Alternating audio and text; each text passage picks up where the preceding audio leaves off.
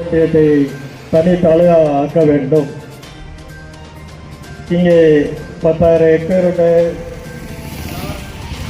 Forest சேர்ந்த வனத்துறை காடுகள் இருக்கின்றது. இங்கே பேப்பர் மில் கொண்டு வர வேண்டும்.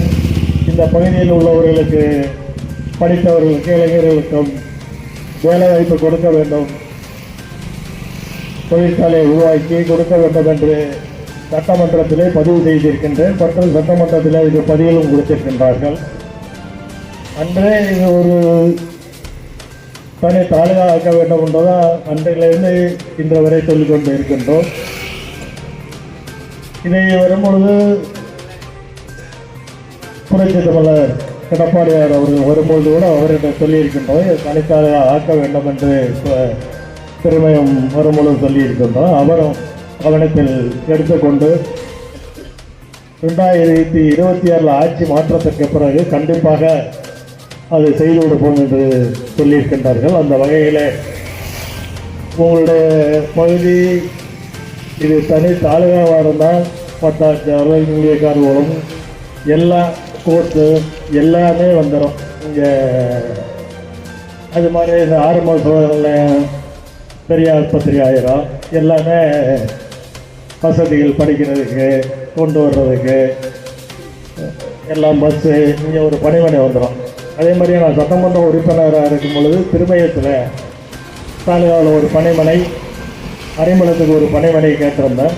அது திருமயத்தில் அந்த பணிமனையை கொடுத்து நான் சட்டமன்ற உறுப்பினர் நிதியில் இருந்து 2015 அதுக்கு 25 லட்ச ரூபா சட்டமன்ற உறுப்பினர் நிதியில் கொடுத்து அதுக்கு பென்சிங் போட்டு 2 செட்டு போட்டாங்க.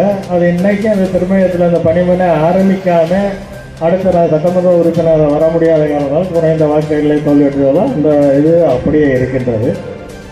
அந்த அதே மாதிரி கண்டிப்பாக அரிமளத்தில் நீங்கள் எதிர்பார்க்கின்ற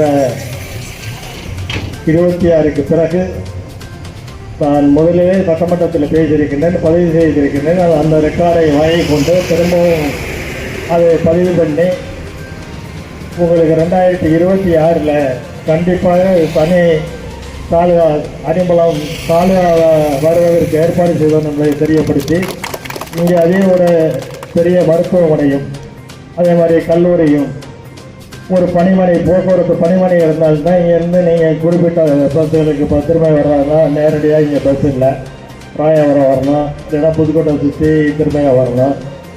அது மாதிரியெல்லாம் இருக்கின்றது. ஒரு பணிமனை இருந்தால் இங்கேருந்து நேர சென்னைக்கு எல்லா இடத்துகளுக்கும் எங்கெங்கே பெரிய ஒரு கோயம்புத்தூர், திருப்பூர் வேலைவாய்ப்பு எங்கெங்கே போகலாமோ இங்கேருந்து மதுரை நேரடி வசதிகள் வரும். ஒரு தாலுகா வகையில், ஒரு பணிமனை வரையில் இந்த வசதிகள்லாம் உங்களுக்கு கிடைக்கும். இந்த வசதிகள் வருவதற்கு கண்டிப்பாக ஏற்பாடு செய்யணும்.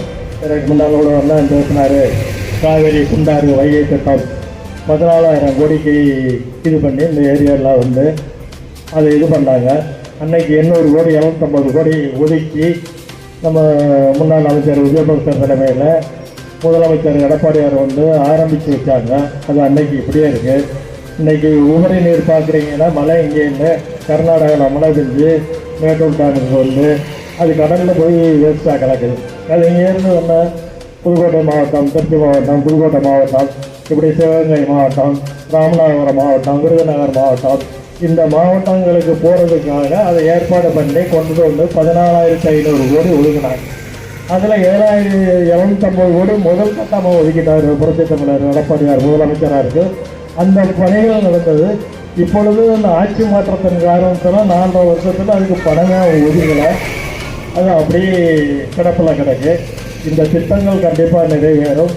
அதே மாதிரி உங்களுக்கு கண்டிப்பாக அரிமளத்தை தனி தாலுகா ஆக்கி தருவோம் என்பதை தெரியப்படுத்தி, இதே மாதிரி இந்த பகுதியில் வேலைவாய்ப்பு வருவதற்கு ஒரு தொழிற்சாலையும் ஒரு கல்லூரியும் வருவதற்கு அரசு ஆஸ்பத்திரி, தரம் உயர்த்தப்பட்ட ஆஸ்பத்திரியும் வருவதற்கு ஏற்பாடு செய்யும் என்பதை தெரியப்படுத்தி இந்த விழாவுக்கு உண்ணாவிரத கமிட்டி விழா கமிட்டியாளர்களுக்கு நன்றியை தெரிவித்து விடுகிறேன். நன்றி, வணக்கம்.